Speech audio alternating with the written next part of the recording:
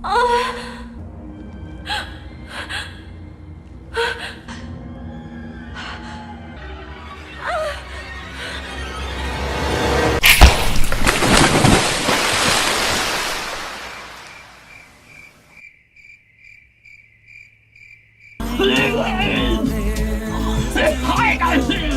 going on, everyone? Jeremy here from The Quartering, and it's just another perfect example of why modern comics in this country continue to circle the drain. I mean, I would argue that they're probably in the drain, jam-packed in there. Not even a plunger. You're probably going to need a snake, and like a professional snake, like a powerized one. It's not one of those home snake units, to clog them out and finally put them out of their misery, because manga is embarrassing the United States comic book industry. If you go to Amazon, if you go to Barnes & Noble, not Amazon, Barnes & Noble, and you look at the shelves of manga, there's about 40 of them, and then there's like 2 shelves for American comics. It's an absolute disgrace. Why? If only we could figure out why that is, and I'll show you a perfect example. Why is manga outselling comic books? As the vast world of anime starts to make its way towards mainstream pop culture, so does its source material. The majority of anime titles that we watch are adaptations of manga. In case you weren't aware of what that is, it's the Japanese equivalent of comics and graphic novels. However, there are notable differences between them. One of them being that manga is read from right to left. I had to learn that. And another is it's usually printed in black and white. With anime being released on a seasonal basis, some of us can't wait a year or even more to find out what happens next, so the impatient and excited fans turn to the manga, where the story is far ahead compared to the current season being aired. That's only one side of the otakus of today. Some choose to read the manga of newly announced anime adaptation as preparation. Some have been reading it for a very long time. Some post their pride and joy on Twitter and TikTok in extensive collection, their bookshelves occasionally adorned with character figures.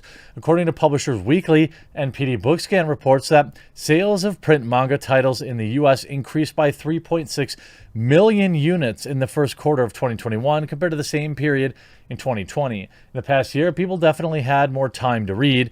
They dabbled in reading manga online and offline, eventually getting immersed and perhaps even starting a collection. Well, the idea is that more time to read hasn't necessarily translated to the United States comic book industry. Sorry, I have like a pinched nerve or something in my neck. I'm trying to work it out. Manga sales shot up while superhero comics declined. According to an article on ICV2 in 2019, there is a great difference between the genres of manga and comic book cover. While general knowledge of comics involves superheroes, it will be harder to find the same thing for manga. Manga is updated weekly or monthly in magazines alongside different other titles, while comics are usually on their own. Comics can be tied by multiple creators, while manga is associated with a single one. In terms of an art style, it's more diverse with manga. While comics do have a certain eye-catching elements of their own, some are plastered alongside long blocks of text, making it difficult to keep track of as a whole. Manga is more visual in their storytelling, with the flow of the drawings more dynamic and not overflowing with text. For others, it's merely a matter of personal preference, but it's undeniable that the popularity of anime today is related to the increase of purchases of various manga titles. Not only do we have multiple streaming platforms, including available that you can easily find places to read manga, both online and off, so whether you want to be an avid manga collector or low-key reader, you have diverse options to choose from. Well, certainly the overall increase in available time is part of it, but I will offer you this example. By the way, if you're watching this video and you haven't currently subscribed, there's a red subscribe button down below the video on the lower right, I believe. If you enjoy what I do and you want to help support the channel, all I ask is that you consider subscribing. It's free to do, and it helps YouTube know that, well, I'm still alive. Now, Exhibit A. Supergirl reveals the grossest part of super-powered puberty. Who doesn't want to buy this book? DC's Supergirl has her origin revealed in Supergirl being super, but Kara Danvers also reveals some of the struggles that teen superheroes deal with. I know I want to rush out and buy this. Sounds like a real page turner. Supergirl has revealed just how bad puberty can hit young superheroes. Supergirl, being super number one, serves as an origin story for Kara Danvers, a Kryptonian girl who's crash landed on Earth just like her cousin Clark Kent. In addition to revealing her transformation from a, quote, normal teen to a superhero, this comic book also reveals what it's like for a Kryptonian to have a zit. Oh, finally! Finally, we can get the answers we've all craved for so many years. I know that's exactly what I want in a comic book.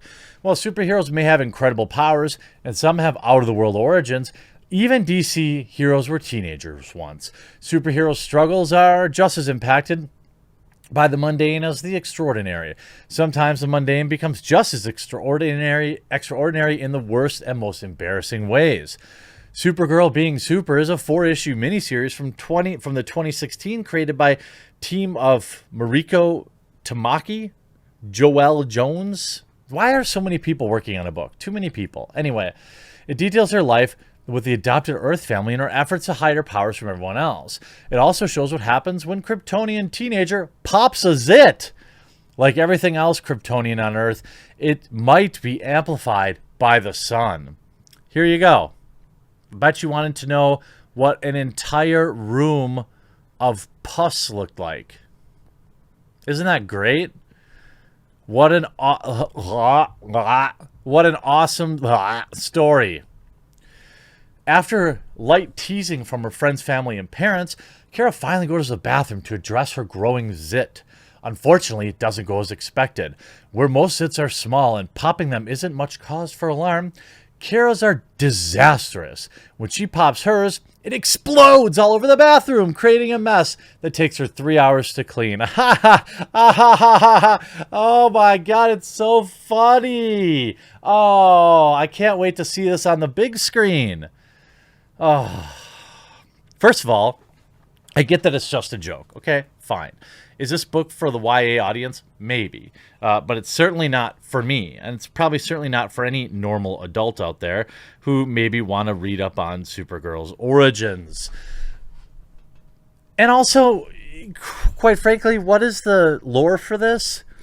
Okay, I get that Kryptonians might have super strength. Is it then that their pores are like super full or super big and that they carry extra pus? I don't even know. Why am I even thinking about this? The incident is exceedingly gross, but it also provides some interesting information about Kryptonian physiology. Okay, let's see what they say. For starters, they must have enlarged pores compared to humans to fit so much gross stuff inside of their zits. Since Clark Kent is also Kryptonian, it stands to reason that he likely has a similar problem. He must have to go outside to pop his zits. So Clark Kent, however, he is never seen dealing with acne. Imagine that. Imagine that. I wonder why that wasn't in any of those amazingly high-selling Superman comic books. Since Clark Kent, however, he is also never dealing with it. As of late, he is also not shown to even ever have acne.